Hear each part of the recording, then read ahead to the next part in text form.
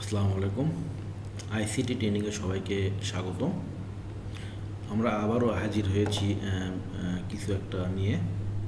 আমরা এই পর্বে দেখব কিভাবে পিডিএফ থেকে সহজেই আমরা এক্সেলে রূপান্তর করতে পারি।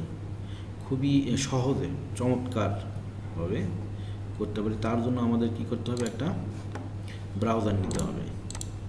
আমি গুগল ক্রোম ব্রাউজার নিয়েছি।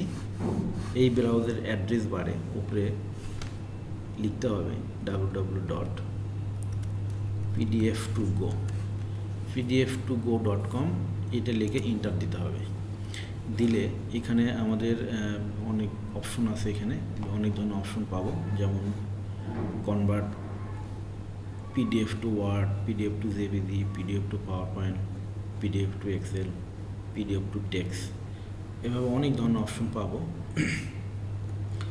আমরা পিডিএফ টু এক্সেল এই অপশনে ক্লিক করব। এই অপশনে ক্লিক করার পরে এখানে লেখা আছে ড্রাগ ফাইল হেয়ার, মানে এই জায়গায় ফাইলটা রাখতে হবে। এই ফাইলটা এখানে রাখার জন্য এখানে চুজ ফাইলে ক্লিক করতে হবে। চুজ ফাইলে ক্লিক করতে হবে, আমাদের লোকেশনে যেতে হবে যে কোন লোকেশনে আমার ওই ফাইলটা আছে। তো আমাদের এই ফাইলটা আছে ডকুমেন্টের মধ্যে। এরপরে যাইতে হবে আমাদের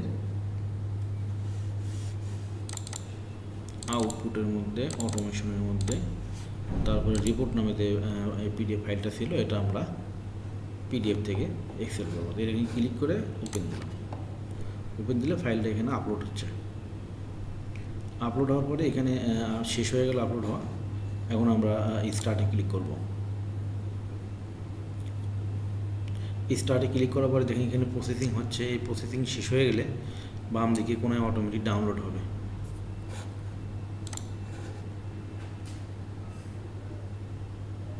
তার জন্য একটু অনেক সময় লাগবে, বেশি সময় লাগবে না। এটা ডিপেন্ড করবে আসলে ফাইলটা কত বড়। ফাইলটা যদি একদম ছোটো হয় তাহলে কম সময় লাগবে, ফাইলটা যদি একটু বড় হয় একটু সময় লাগবে।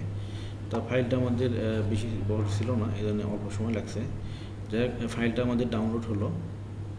এখন এই ফাইলের উপরে দেখেন তীর চিহ্ন আছে। এই তীর চিহ্নতে শো ইন ফোল্ডার। এই ফাইলটা আমার কোন জায়গায় ডাউনলোড হয়েছে তার দেখার জন্য এখানে ক্লিক করতে হবে।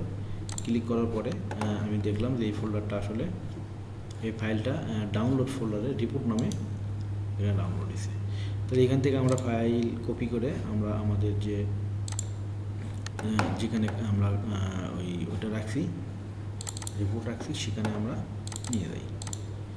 অটোমেশন, তারপরে পেস্ট করলাম। তাহলে আমরা এই যে পিডিএফ ফাইল ছিল, এই পিডিএফ ফাইলটা আমরা এই পিডিএফ ফাইলটা আমরা কী করলাম, এক্সেলে কনভার্ট করলাম। এই সেই কনভার্ট করতে এক্সেল সহজেই আমাদের এক্সেল হয়ে গেছে।